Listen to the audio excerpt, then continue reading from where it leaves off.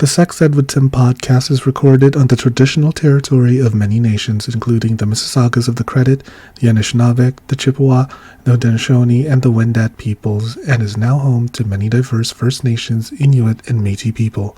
We acknowledge that Toronto is covered by Treaty 13, signed with the Mississaugas of the Credit, and the Williams Treaty, signed with multiple Mississaugas and Chippewa bands. You're listening to Sex Ed with Tim.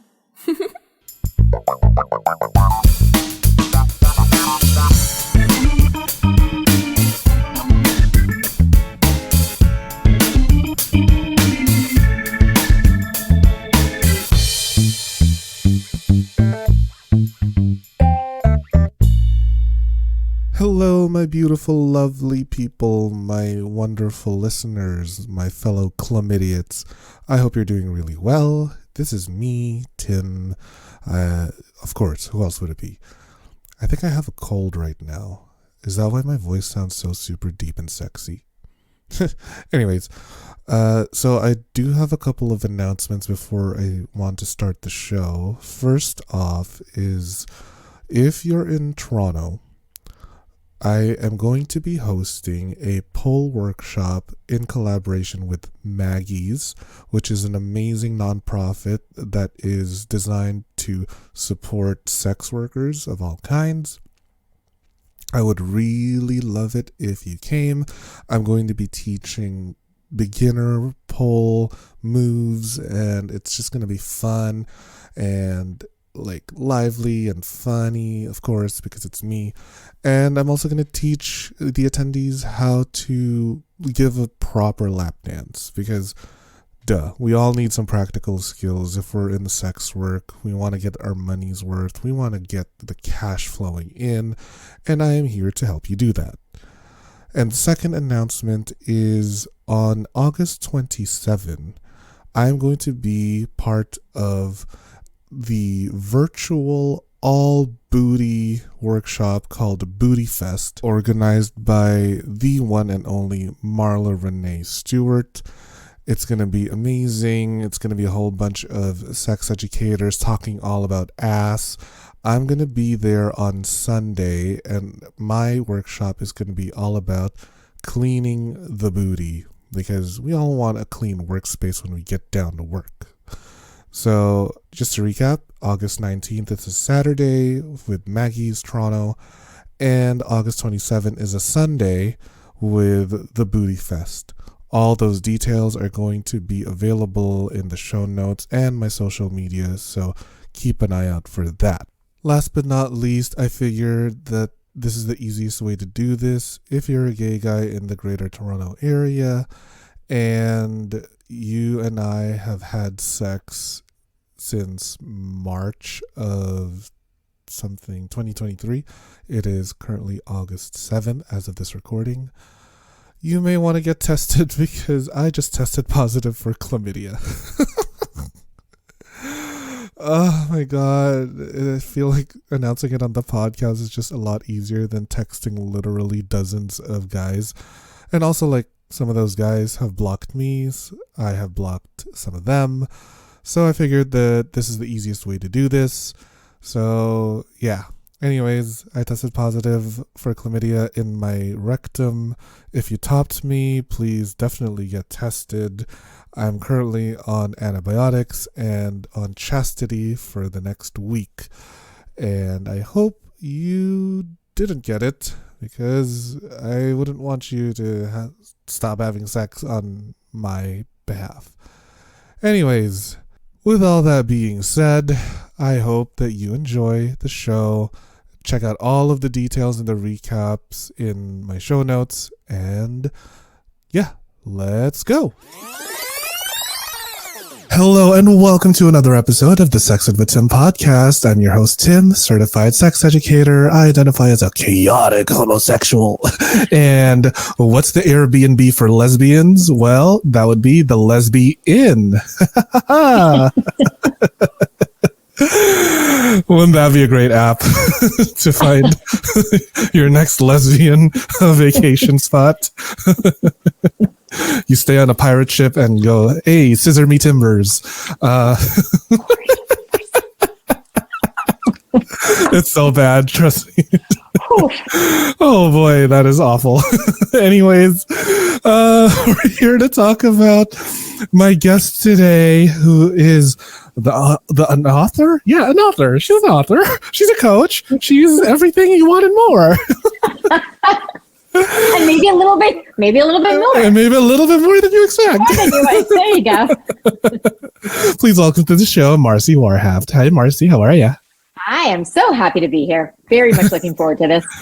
I'm so excited to have you on. First, let yourself be known to the audience. Who is Marci? Oh, it's such a good question. And the answer changes about every 6 months or so. I am the resiliency rebel. So I don't call myself a life coach because I don't want to tell you what to do with your life. I'm in my 50s trying to figure out what to do with my life. But I have been through a hell of a lot, and I know a lot about resiliency. And so I help people overcome crap from the past and shame. And basically what I do is I help people ruin their own reputation for the better. Because once you ruin your reputation, meaning that you share your truth and all your secrets and all the stuff that's creating fear around you, and you let that fear go and you say, look, this is me, love it, hate it, ignore it, whatever. It's so freeing. So that's what I do for that. I also wrote a brutally honest memoir called The Good Stripper, a soccer mom's memoir of lies, loss, and lap dances. And that was the beginning. That's what I did. I released all exposed, no pun intended, all of my secrets. I was about to say, like, wow, you really thought about that title real well. Woo! And I left no stone unturned. I decided if I was going to write my story, I was going to write it. And I did. And it was very, very liberating. And that, by doing that, I kind of thought, what else is there about me? And it gave me the courage and the curiosity to find out a whole bunch of stuff about myself. So there you go. Ooh, a very gateway drug to self-exploration. That's right. So let's talk about the good stripper, because I find that so interesting, because as someone who is a former sex worker, I used to escort, I have like this sort of checkered history when it comes to sex work, but I want to know your story. What got you into stripping, first of all? Well, here's the thing that I need to clarify. And despite the title, the stripping part of my story was brief. I didn't dance for that long, but I talk about in my story this double life that I led, and the stripping was part of the double life. And Sure. The double life was, I was married, I had 2 toddlers, and I was trying to be the ideal mom. Like, I lost my mom quite young, and I almost died when I was 29, and I thought, I don't know how much time I have left, so I want every memory of theirs to be magical, and I want them to feel loved every second. And so I really worked hard for that, but I was dealing with a really dysfunctional marriage at the time. My family had all pretty much passed away, so I didn't have very much support, and I didn't feel loved. But my partner at the time wanted to open up our marriage and kind of share me, and I felt and it just wasn't good timing. So I felt at that time I'd been through a lot of trauma, and I felt like, okay, so I'm not lovable. I can't be loved. But mine out. but people seem to want to desire me at that time. So I thought, well, if I can't be valued for who I am, maybe I could be valued sexually. So oh my God. I feel that. Really?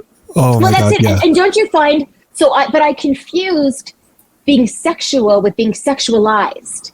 Yes. So I kind of told myself, I'm just taking control and being empowered, but I felt awful. And I really shared myself with the wrong people in the wrong circumstances. It as much as I thought I was trying to find my worth through my body, I lost it more and more and more. Marci, you're giving me goosebumps, because I literally went through the exact same journey with my own sex work, looking for worth through like sexual intercourse, through like, oh my God. Sorry to interrupt you, but like I just No, got it's great. I have it too. No, I have it Oh, too. Right? okay. Isn't it? So the interesting thing about the dancing was I started the dancing after I had started. I became promiscuous, and some was with my husband at the time, and then I was kind of. It's again this false sense of like rebelling. I was like, okay, so you want me to sleep with other people? Well, I'll show you. And instead of me using I'll beat your score. Well, but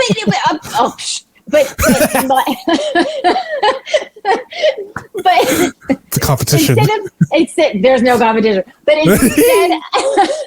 instead of me rebelling by saying this isn't healthy for me, this isn't good for me, I want out. Unfortunately, my thing at the time was, oh, you think I'm just being whatever now, I'm wild now, watch me. And so then I was like, okay, so you can't now control me. So if you blurred the line, forget blur the lines, if you got rid of those lines and we opened up our relationship and now you're choosing who I'm sleeping with, well, now I'm going to choose who I didn't choose. Listen, there wasn't a huge, I wasn't too particular. It was You're not too picky. It was quantity over quality, unfortunately. But that's what I did. So the double life was me literally with the dancing, and the dancing that was almost positive in the sense that, okay, I started making my own money. Now, a lot of that money went to groceries and family stuff, but I still felt like I was contributing because I felt bad that I wasn't contributing to the household as a housewife. So I was contributing. I also felt like, to this day, if you look at my social media, I like to dance and lip sync and all this stuff. So being on stage, I felt good when I was on stage. I didn't like, the part that I didn't like, it wasn't even, lap dancing was fine. Because you're still kind of in this, I'm playing this role, I was casting. Yeah, you're in the zone. It was the sitting at the table and being like, buy me. Like, I didn't like that. Like, I didn't like. You felt dirty. I just felt like, I'm trying to get you to pay, to buy me. I didn't like that. Yeah, on selling stage yourself. Was fine. Yeah. Mm-hmm. But the other, so I didn't like that. But while I was dancing, I mean, this would literally be my life. I would be with my kids during the day, and I would put them to bed, and then I would drive to the club, and I was also dealing with an eating disorder, and I was working out with a trainer. I was bodybuilding. Oh, that's so fun. It was brutal. So I didn't have a sip of alcohol for the years that I was living a double life. That's torture already. That's torture. Oh my god! But it's craziness. But this is the thing. I guarantee I was the only stripper who had a protein shake in her life. Okay? And I knew at midnight, I got to go have my protein shake. And so I would drive to the club, I would dance. I'd get home at maybe 4:00 in the morning, change, go to the 24-hour gym, work out, come back, take a shower, and be up with my kids. So I would go a couple of days without sleeping. Because that's insane. It was insane. And I wasn't tired. It was like fumes. I always say I was fueled by trauma. Because it was just go. I belonged to 2 24-hour gyms because one of them had the audacity to close on like Christmas and early on Sundays. So there was a night that I walked to my gym, which was an hour away. And I walked there at midnight because I wanted to burn those calories. Worked out for a couple of hours and walked back. And the walk back was terrifying. It's like 4:00 in the morning. No one's around. I'm thinking I'm going to be murdered. And then my husband's going to have to explain to my kids why I'm out walking in the middle of the night. And it's because I had to burn off because the pressure of, oh my God, strangers are going to see you naked. You got to feel good about how you look. Like you're in your stripper heels and like your little lingerie. Yeah. Oh, let me tell you something. And I say this in my book. You know what the crazy thing is?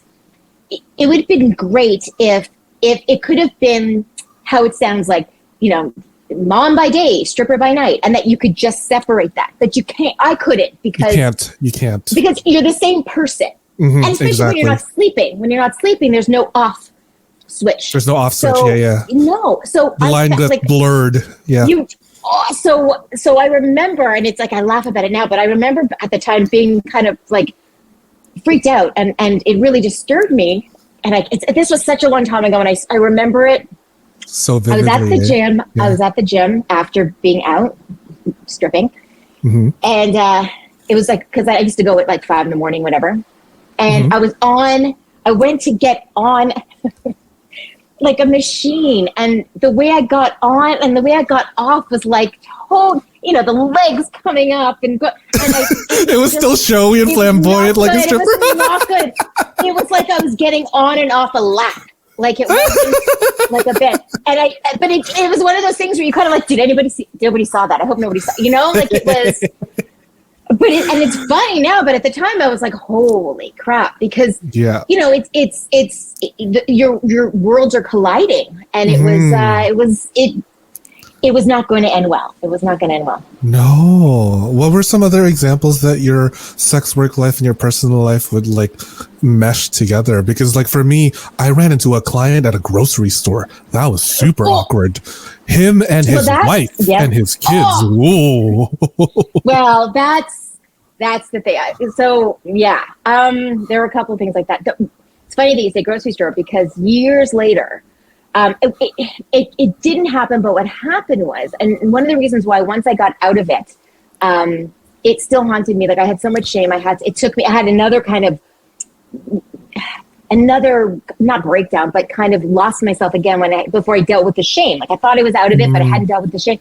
But I remember walking with my kids in the grocery store, and I was doing body image workshops at schools, and I had just come from speaking at a school, and then I was with my kids at the store, and I'm walking through an aisle, and a man walked by me, and he just looked at me a certain way, and my son picked up on it. Ugh, men. Ugh, and sorry. Right. Ugh. I know.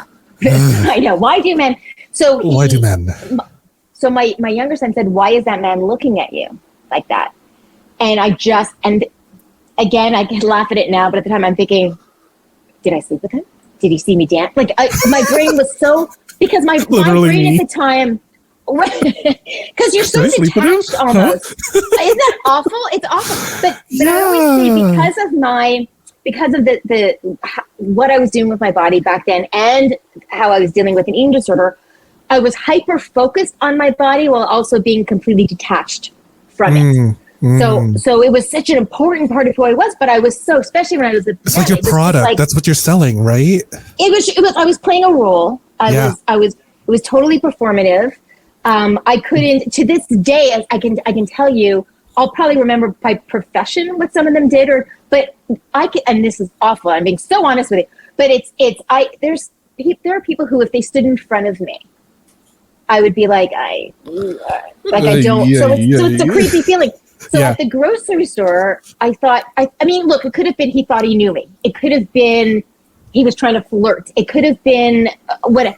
But my thought was, oh my God, what if he's from my past? And what if he says something to me in front of my children? Yes. Oh my God. Like that was your fear, your insecurity. So they were still pretty young. They were like elementary schoolish. And so I was terrified, absolutely terrified. And look, again, it's not like I was with that many, but I mean, it was, I messed up. And so there were people, I'm just thinking as I'm saying it, who's going to listen. But I mean, there was a dad or two from school, so my thought was like, oh my God, do my kids know that? Like, again, I was afraid that it was going to come out. Like I was the only people I cared about were my kids. Like, so I was so afraid that that my behavior was going to negatively impact them. But when you're in it, when you're so in it, I mean, my therapist called it traumatic overload. I had just had trauma after trauma after trauma after trauma in my life. I mean, I had so much that you just can't. All I thought of that I was hurting myself. I wasn't thinking about anybody else that was being hurt in the process. Because once I realized that I was hurting other people, I was like, oh, okay, I don't want to do that. But I was so in it that all I thought was, I'm hurting myself and I deserve it. I felt that that was okay because I didn't, I was a terrible person. The trauma, to be hurt. Yeah, like the trauma conditioned you to think that you were deserving of all this pain and hurt coming your way. but that's it. I didn't have a good support. The people who, listen, when I grew up, my father was out of the picture quite young, and I was estranged from my sister for years. Now we're good, but we weren't. And so my mother and my brother were my life. They were I say all the time, he was 5 years older, and he was the invisible armor I wore out in the world to protect me. And my mom was my safe place to come home to. I mean, I felt every second I had them, I felt loved and protected. And my brother died when I was 17 and he was 21. And my mom died when I was 28 and pregnant with my first. And so I had no invisible armor and I had no home. So it was, I was really dependent on one person. And unfortunately that person wasn't great for me at that time. Look, my husband, I got very, very ill when I was 29, spent months in the hospital. He was fantastic, loves our children, but, Big butt. I have some issues with the treatment that I got. And unfortunately at the time, again, I felt like I deserved it, and that perpetuated it. Right. So you were so complicit in let's call it what it is, in the abuse. You were complicit in the abuse. I'm careful. I'm careful with that. I mean, I don't want to, I don't want to call it that. I want to be very respectful, and I have to be very careful, and we're on good terms and all that. What I like to say is that we were doing our best, and maybe, because I was so in it too, I was never forced into anything. I want to make that clear. It was never that. It was, it was more that, like I said, I kind of felt, this is who I am. Right. And this is but I wasn't and I kind of, because that's the only place I got the attention or whatever, the validation, that I started soaking it up. And so I like to say that maybe he thought, didn't realize it was hurting me, in the same, in the same way that I didn't realize I was hurting other people. Maybe he didn't realize that. Maybe he thought I was okay. So I'm very, right. Yeah. How long were you leading this kind of double life for? Like putting up with this facade, putting up with your drama with your husband? Like Right. That must have been so exhausting. Well, it's funny because it's one of those things where I can tell you details about things, but time is a weird thing for me. Like it's hard. Yeah. But when I think about, I usually go by the age of my children, and I would think it was, I'm going to say about 4 years, maybe. Same with me. 4 years in sex work. Really? Yeah. 2012 to 2016 when I was leading a double life. It's gray. Right. It is. Blurred lines everywhere. Yeah. And do you find that sometimes I'll get like a memory and I'll go, oh God, like it's like it just brings me back to something. Like it flashes me back. I'm like, oh, okay, hold on. Yeah, I get it. Girl. Oh my God. Especially when I go to No Frills and it's like, oh wait, that can of soup. Oh no. Reminds me of good old. It does change. Like it. You do see things. I don't know. I mean, I think, especially when it comes to sex work or anything like that. I mean, I think there is an understanding that we have. I think there is.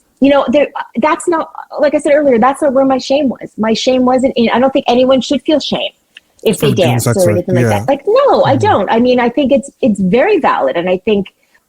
Listen, it's more. I personally. And again, I didn't do it for that long, but personally, I didn't see any behavior from the women that I worked with that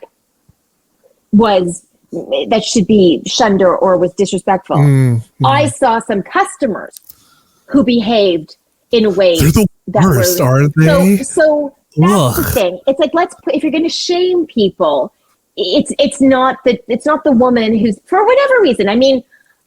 And I'm clear too, when people say to me, when people now with my book and they know, and they say, oh, you were just putting food on the table. No, my husband was doing that. It wasn't, I wasn't a single parent. I wasn't in trouble. He was taking care of that. So I did it to help with the gross. And also because I was super messed up. That was my reality. Yeah. But I saw some people act in really terrible ways and disrespectful ways. and it wasn't the dancers. So it was from the customers. Yeah, so I have a hard time with people who, I don't like even when people make like jokes about sex workers. I don't like, and I'll tell you, it's everyone assumes, they're just single parents with, drug addicts with daddy issues. No, sorry. Literally, no. What? Have you ever spoken to a sex worker? Ew. Well, that's it. It's. But I'll tell you something funny, and I was talking about this the other day. It's when I think again about the dancing and how, like, that was when I felt probably being on stage and dancing because I like to dance. But I remember. So I'd been working there a bit, and this woman that was working there, she came to me and had gotten off stage, and she said, "How long, did it take you to get up on stage? Like, how long?" And I'm like, "What do you mean?" She's like, "Well, I've been here about 3 months, and I can't." And I'm like, "Oh, I didn't even know that was a thing." I'm like, "My first date, that's my favorite part." Like, I didn't even realize you could kind of slowly get. I was like, "What? What are you doing?" I had my songs picked. I was ready to go. That was really funny. But yeah, so that was the good part. But it was the other stuff though. Was that how you found out that maybe I do like women more than men? It was around that time. It was during that time. We'll be right back after this commercial break. Yes. Hey, you sick motherfuckers! I've got a special treat for you. Need a new toy to spice up your sex life? Head over to loveshop.ca/sexedwithtim and get yourself a cock ring, a dildo, a vibrator, or even a life-sized sex doll. Damn, I guess love really does come in all shapes and sizes. Get 15% off your entire order when you use code SEXEDWITHTIM at checkout. They're shipping to all of Canada and the United States because North America is horny. That's loveshop.ca/sexedwithtim and use code SEXEDWITHTIM for 15% off your entire purchase. Happy orgasm! Do you like feeling sexy and looking sexy? Of course you do. Only my listeners are sexy as fuck. I have partnered with fetishwear designer Dale Kuda to bring you the hottest deals on custom jockstraps, harnesses, hats, and more. Head over to dalekuda.com, that's DALEKUDA.com, and use code SEXEDWITHTIM at checkout for 25% off the entire store. Yeah, you heard me. 25% off. And cherry on top, free shipping. Oh my god. I have a few of the stuff that he has made for me, and girl, I'm wearing it right now. I'm wearing a little jockstrap so that I could easily just slip a little butt plug or dildo every now and then here and there, and I'm on the train. I'm just thank you, Dale.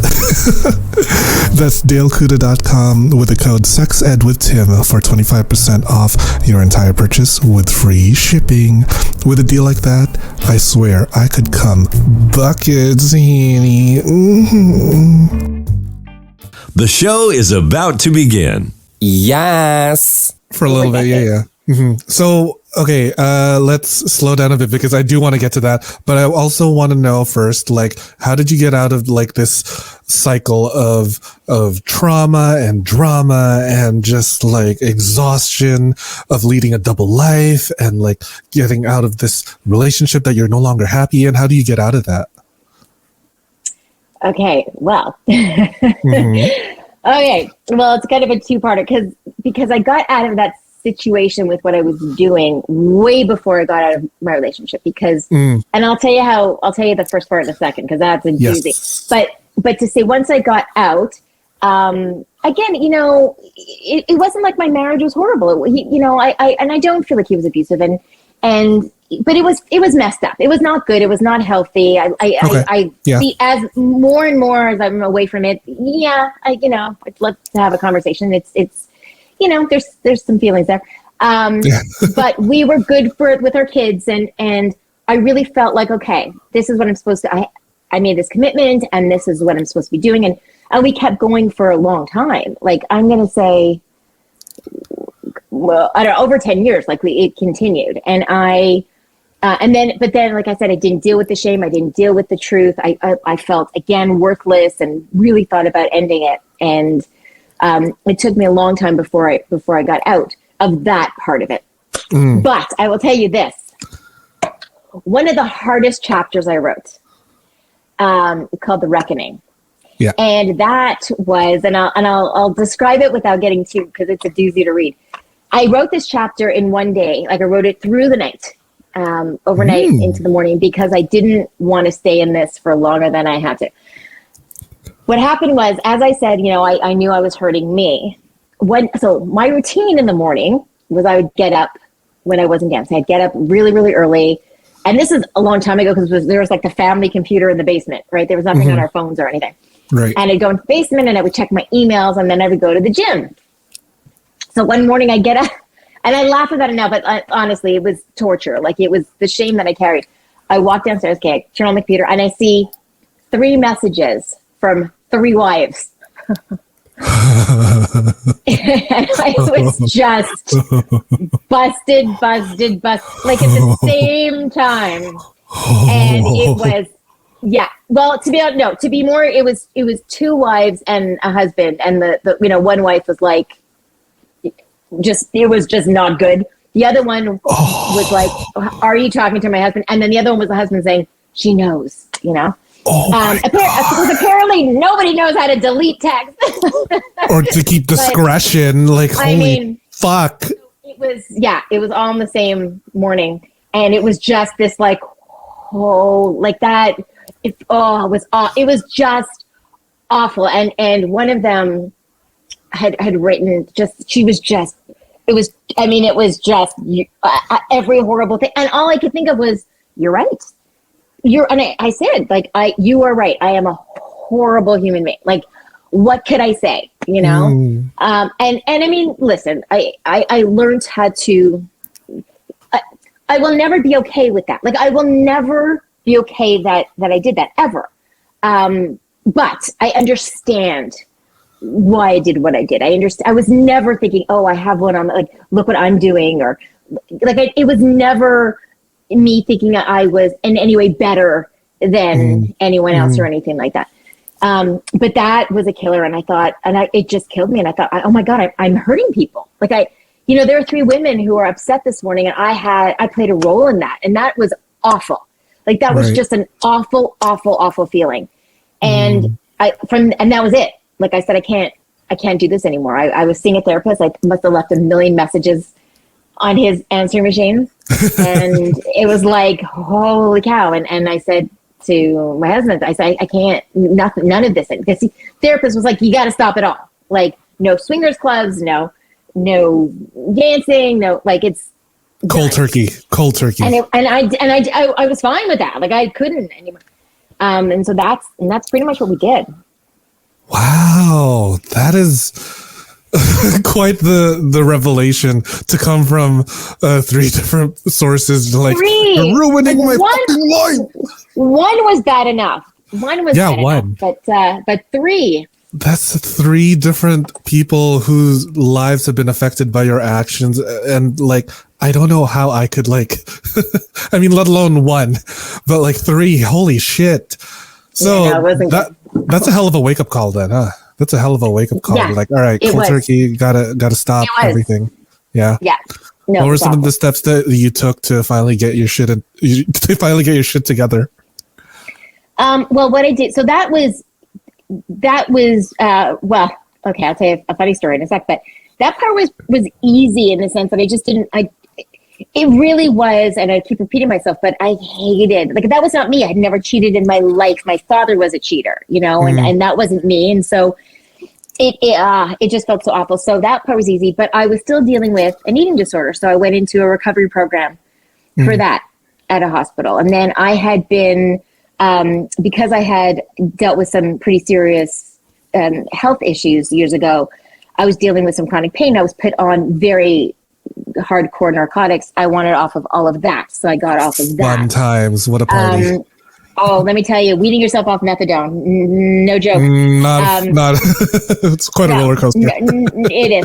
So that was what I did. I got healthy physically, And that was sort of the first thing. But I'll tell you a funny story.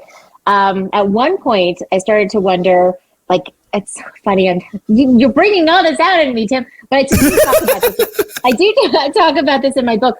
But at one point, I thought, am I a sex addict? Like, is that because it did take over in the sense that, you know, I would be driving in the car and I'd look over and be like, can I have sex with that? Like, I wonder if I can, you know, like, it's just like a weird, you know, it's a weird thing. Just looking at all the people like, oh, fuck that. Do I tap that? Yeah. But and it was weird. And I do think, you know, maybe I put out a certain energy because it seemed, I mean, it was just, it seemed like it would be pretty easy, you know?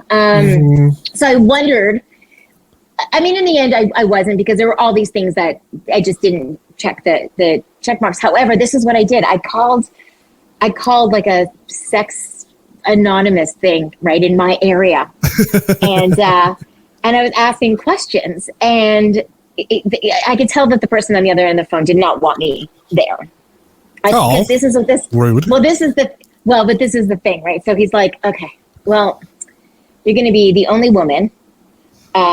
You'll have to, like, put your hair back, no makeup.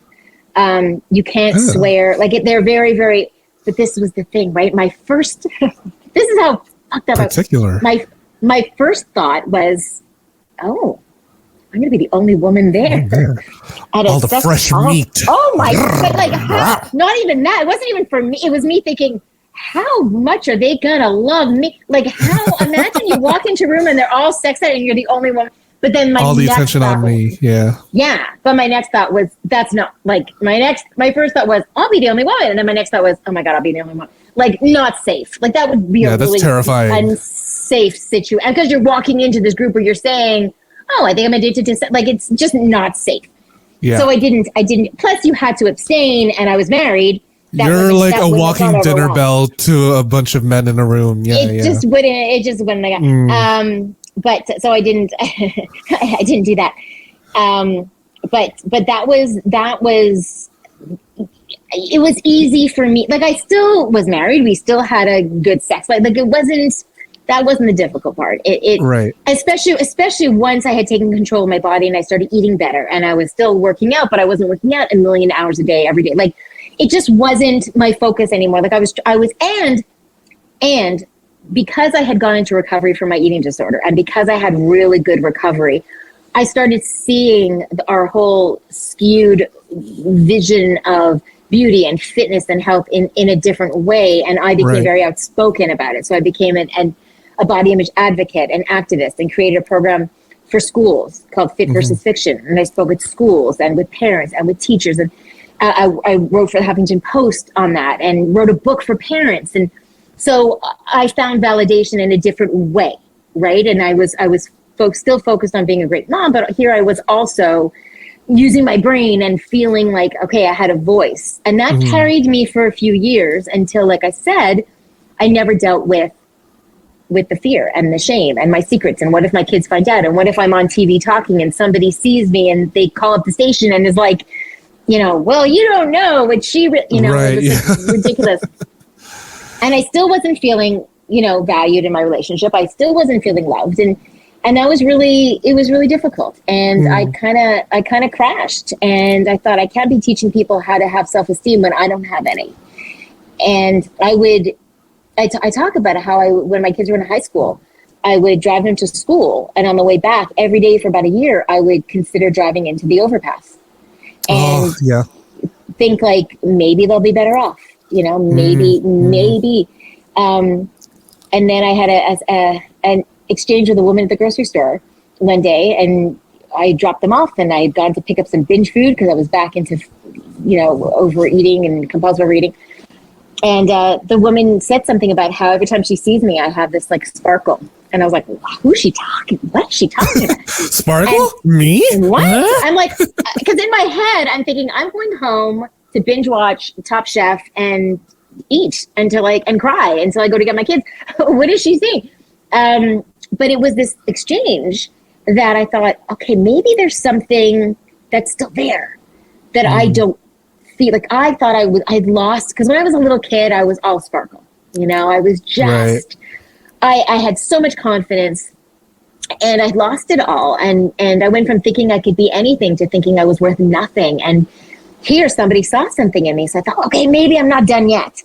And that's what gave me the incentive to say, okay, I need to make some changes, and I need to make them quickly. And that's when I started to work towards ending my marriage and figuring out who the fuck I was. Right. And that's kind of what led you to figuring out your authentic self, which is like, you're not exactly straight. So I gotta work on that.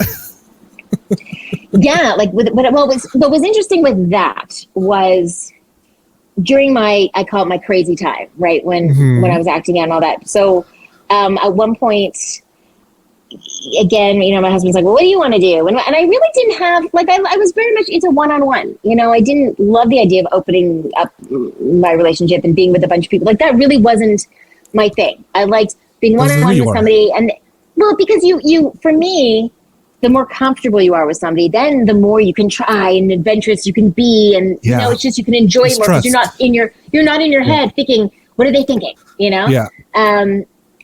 So I really didn't have, and then I had bumped into a woman that I had known years ago. And in the interim of seeing her, she had come out. And she looked a little different. And I, for the first time, was like, wait a second. And I was very, very drawn to her.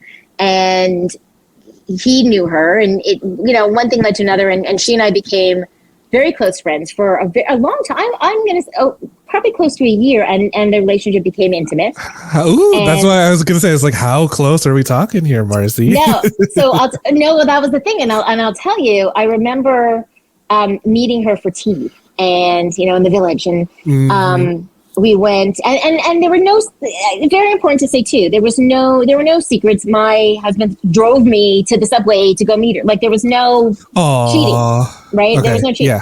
Yeah. So we met, and I don't want to talk about it too much because we're really not in touch, and I don't want to, I'm not saying her name or anything, but we were sitting and having tea, and we're talking. It sounds so obnoxious, but at one point she just leaned over the table and kissed me. Oh, I know, and it was, and I hate, because I'm so not a cliche person, but it was like, boom. Said like, every cliche like, person ever. But it was like, what it was. The like, floodgates have opened. Yeah. And she said, do you want to get out of here? And I'm like, yes, please. And I think we went to her car and made out for like 3 hours. And I remember thinking, when I was going home, I remember thinking, this should feel so weird. But it didn't. And there were times, like, so during that time where I thought I would love to explore this more. Like, I would love to know what this means for me. But I, again, felt like I had made this commitment, and I was a mom, and it was important to me to do the right thing. And so from then on, I told myself, I called myself straight with a twist. So, it's straight. Like a drink, straight up with the lime twist. Well, it's so funny. It's so funny because that's how I say a lot about how, hetero flexible. Straight with a twist is how I order my vodka and my sexuality, and it still applies to my drink, but not so much my sexuality. I love it. But here's the thing. So I just pushed it away for a long time, and then convinced myself that was the situation, that I was straight with a twist, but also because I had never been attracted to my girlfriends. But again, I also didn't realize it was somebody more recently that said to me, like, but I have a specific type, right? And were your friends your type? No. So, like, I just didn't. But there were celebrities that I was attracted to, like women, and But again, I just thought, all right, maybe it's like a normal thing. Women, we could, whatever. And then it was. Even when I got divorced, I left my marriage, I still didn't think I was gay. I kind of, and I dated men. Like let's just say I dated a wide assortment, a varied selection, a whole bunch of frogs. No disrespect to anyone I dated, but well, to some, but I think, but All disrespect to me. no. But I never, to be very honest, I never connected with anyone the way I did with that woman a million years ago. I never thought that was what I would compare things to. And so I thought that I was just lousy at relationships. I thought, because I would end a relationship. I always ended it. And I say this all the time, but you watch rom-coms and there's the breakup and then the girl's standing in the freezer eating the ice cream sobbing. And I was always like, what is she doing? I don't understand. Adele in the background and just right. And that was never me. I was always like, whoosh, like feeling quite relieved when I would end something. And I swear there were times, this is so dramatic, but I would be dating somebody. I'd wake up in the middle of the night and say out loud, I can't do it. I can't do it. I can't do it. I can't do it. I can't do it. And I still wasn't thinking that that's why, right? I just thought maybe I just can't connect. And I could sexually, that was easy, but I just didn't. And then I thought, well, maybe what you see in movies, like that's just movies, maybe people don't really feel that way, because I never felt the way I wanted to feel. And then it was where more and more I was feeling, like I remember being on a date with somebody, attractive guy, nice guy. We were out walking by the water. And I remember thinking, this is really nice. The one thing that would make it better would be if it was a woman. And it's like... Yes. and Chop it off. Well, and that's when I thought to myself, Marci, like, come on now, and I still hadn't come out right away, but I knew in my gut that I wanted to be with women. I just knew it, but I felt, and this is the problem. At this point, I was in my late 40s, and I was thinking, I missed my shot. Like, it's too late. It's too late because, if there was somebody for me, I was just looking the other way. Like, I missed it. They're probably long gone. I thought I had no right because I'd been with men. And because I was older, I felt I had no right to come out. I felt, and I also didn't feel, it's very, especially with lesbians, there are a lot of stereotypes. And I felt, I don't check those boxes. So maybe I'm not, like, it was just there. It's challenging. But you know what, when I wrote the book and the book came out and I realized, okay, I've already said so much about myself and the world didn't collapse. My life didn't end. People know all the stuff about me. And if anything, anyone who was going to walk away, walked away, which, I didn't really notice. So it was nobody super important to me. Everyone else connected. You've already publicized this memoir of like your double life as sex worker and everything, and then you're also juggling your doubts with your sexuality. Wow. Yes, it was a very intense. It's been an intense couple of years, exactly. And then and it was during COVID because it was just about a year and a half that I came out, and recently, that recent. Wow. Yes.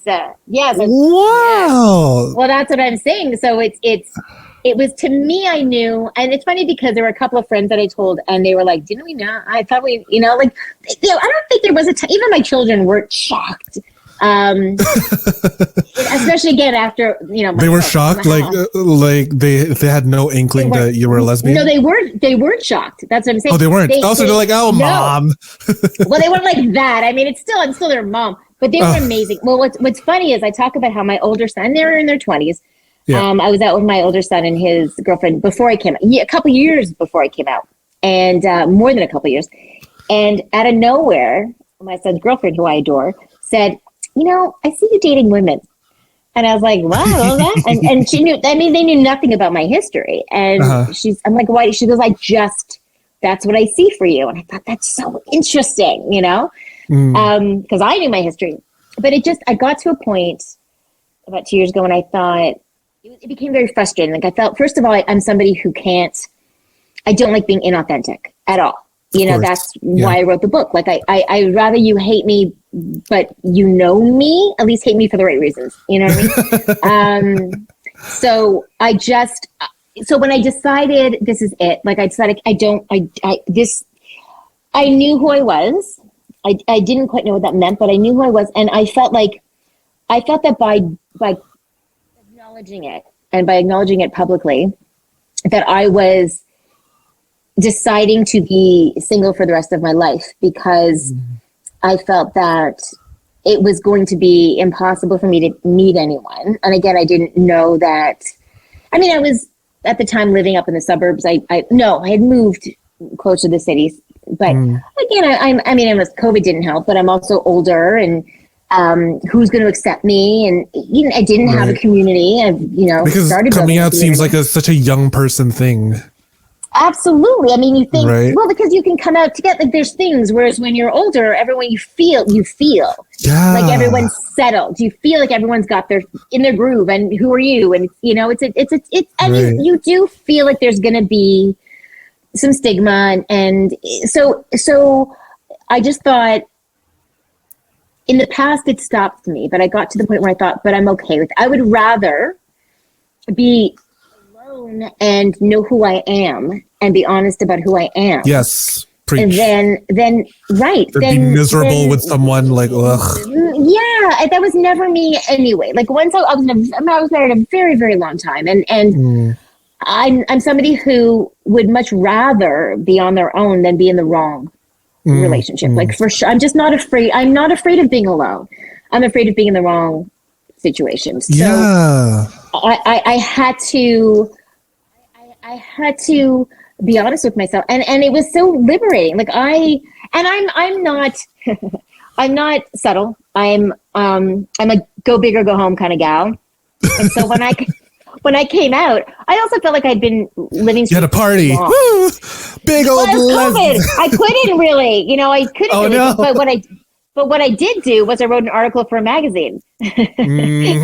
And so I'm, all of a sudden I'm in a magazine, and I wrote for a few different websites, and so because it was important to me, because I lived straight for so long, and that's how people knew me.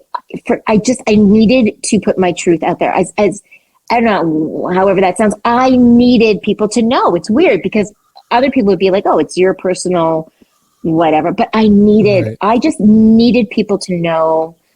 I needed to put that energy out there that this is who I am. You need to show your most authentic self. That's who I am. So so that's been a trip. And I'll tell you what's the other thing. I'll tell you this. You go from I hit kind of pro status, and then you're changing. Forget just teams, you're changing sports, and like now I'm a rookie. Now I'm a rookie again. So it's like there's all this new, you finally figure out how everything works with the opposite sex, and then you're like, oh god, now it's is like better. Spoiler alert. Spoiler alert. But the sex is better with the same sex, yes. Well, what's hilarious? But that's funny you say that. I remember. So I was in a relationship when I came out, and then I remember thinking, I don't understand how straight people do it. Like, to me, all of a sudden, heterosexual relationship, weird. It didn't make sense. I'm like, and it's so funny because I thought, weird. Breeding. Well, men and men, you get it. Women and women, you get it. Like, it just makes sense. It just, like I thought, it's so funny. But that's just, I went on my first date, and it was kind of like, what I say all the time is I spent so many years feeling like I was this broken puzzle piece trying to squeeze myself into the puzzle, and because I couldn't fit, I felt that there was something wrong with me. And then I realized I was just in the wrong puzzle. Right. There was nothing wrong with me. I was trying to live this traditional. It just never felt. I always felt like I was in this club that I didn't want to be in. I didn't fit. But you realize, like, that's fine. It's great for other people. It's not right for me. And when you figure that out, it really is. It doesn't mean that life is easier. It's just, there's that inner, like, life around me I still have the same challenges, but within me, there is this, like, there's a comfort there that, it's like Goldilocks, it's like just right. Just right, exactly. But do you feel that it was too late to come out, like at a later stage in life, or do you wish that I should have came out earlier? That way, I could avoid all this mess. I could avoid all this drama, blah, blah, blah, whatever. It's tough because I think if I didn't have children, then I'd say 100%. I wish it was sooner. There's a part of me that feels like maybe this was a better time for them. I mean, they had to deal with the divorce, and they had maybe it just would have been too much for them. I have to trust that things happened at the right time. Because I was dealing with so much trauma. It took me until writing the book to really be okay with myself. So maybe had I come out sooner, I wouldn't have been right. I have to think that it happened like this for some reason, but there is a part of me for sure that thinks it would have been great to have been able to experience my 30s even, and my that. Yeah. To eat some pussy in my early 20s. Well, it's weird on one hand, it's weird to really to understand yourself, because I wasn't closeted. It wasn't that I was hiding. I just didn't get it. I knew something, but I didn't understand it. So it's you didn't have the vocabulary for it. Yeah. I didn't. And you know what it is too? I mean, again, you feel like you see, I mean, whether it's men, women, whatever, it's portrayed in the media, it's portrayed in society with such such a small way that if you don't fit that, I thought, oh, well, I'm not like the lesbians I see on TV, let's say. So maybe I'm not. And it's just, that's too bad. I wish I'd had more of a community where I could have understood more. I'll tell you this. So sometimes my husband would travel for business and I never went anywhere. And so I think about 3 times in the course of our 24 years together, I would take a weekend and I would just get a hotel and just not have to think about anybody else, right? Be able to get up when I want to get up. But what would I do? I'd go to a gay bar. Who does that? What is that? Most women, when they're married and if they get a weekend off, they're going to a spa. They're getting their nails done. They're doing their thing. They're going shopping. Yeah. They're not going to a freaking lesbian bar, So again, it's that's one of those things where I look back and go, oh, Marci, what's kind of a cool thing, how life happens is last October, I had a book signing at Glad Day Books on Church Street. And what was amazing to me was, so I'm standing there and there's a window and I'm looking out, and right across the street from Glad Day is Second Cup. Now, Second Cup used to be one shop over. Okay. Right. They used to call it the Steps. It was I don't know how old you are. If have you heard of that? It 30. was a big I'm 30. Yeah. Okay.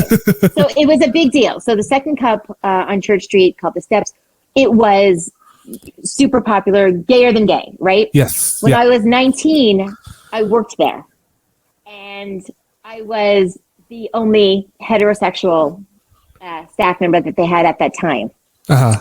So it because I had moved from Montreal to Toronto, and I was living with a roommate who was gay, and we lived on Carleton Street. And as I'm standing there in my gayness, looking across the street at the famous Second Cup, thinking I used to work there, thinking it was so bizarre. It was such a that was 1989, and to think how life just kind of came full circle, it was so weird. It was like me staring at my past and going, you idiot. Funny how life works that way, huh? So funny. That everything just fell into its place, and that maybe, I guess, there's no such thing as coming out too late in life. That everything just happens for a reason on the right time. Absolutely. I mean, I think that would be, I guess, my message to anybody else. I mean, there are a lot of late bloomers, as we kind of call ourselves. There's a lot of women who have been in relationships and married and have kids. I mean, our society it's not, I talk about how my mom passed away many, many years ago. There isn't a doubt in my mind that if she were here, she would have been walking in the parades with, she would have been so incredibly supportive. Yeah. And my sister's very supportive. It's not that I couldn't.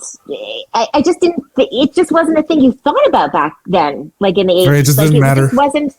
It just that's not you dated, you got married, you had kids, it was just the thing. So Yeah. and I love how things are now. I love that kids are kind of going, well, maybe I don't want to date some of the opposites. Maybe I don't like. I like that they're questioning. It's. I think it's. The generation now, they're all gay. Well, We've all bred the gays. you've just terrified any, Yeah. a Republican that's listening to this now. It's our agenda. It's the whole agenda. It's the gay agenda at work. We are turning the world gay, and That's it. you're not going to stop us. That's it. That's Oh it. my God. Marci, you have been such an amazing guest, and I think that your story will definitely help with anyone that's in, like, whether it be sex work or coming out at a later stage in their life. But if they haven't picked up anything from this wonderful conversation, do you have any sort of like parting words of wisdom to our audience? I will say that, and I said this at the beginning, the best thing you can do is to ruin your reputation by telling the Methy. truth. No kidding. Well, it's not even ruining your reputation. What I mean is not to be afraid of it. It's to. Wouldn't it be a shame if you lost out on opportunities and friendships because you were being who you thought you were supposed to be, when who you actually were would bring you those opportunities and those friendships? So don't waste a second being who you think you're supposed to be instead of who you really are. Yeah. And that goes for whether it be your body image issues or your sexual identity issues. Be fucking radically authentic. Isn't that the easiest thing to be? Should be to be ourselves, and it's become a rebellious thing to do. So we have to take that back. It's so rebellious to be authentic, to be your most wonderful self. Like, it is easier said than done, but it's just so rewarding. It's so rewarding to finally just be like, fuck you, I don't have to be this, I don't have to be that, just let me be fucking me. Like, I always say I would rather you be uncomfortable with the choices I make in my life than I be uncomfortable with the choices I make in my life. For me, I say that's an issue, not an ish me. That's right. That's their issue. That's your problem. Well, Marci, thank you so much for coming on the show. Do you have anything for the audience to find? Like, please make a butt and plug away. Just I love that. Just find me. So if you want for the rebellion resiliency coaching, it's just marciwarhaft.com for my book. You can go to thegoodstripper.com. It's not only paperback and Kindle, but it is an audiobook as well with me reading it.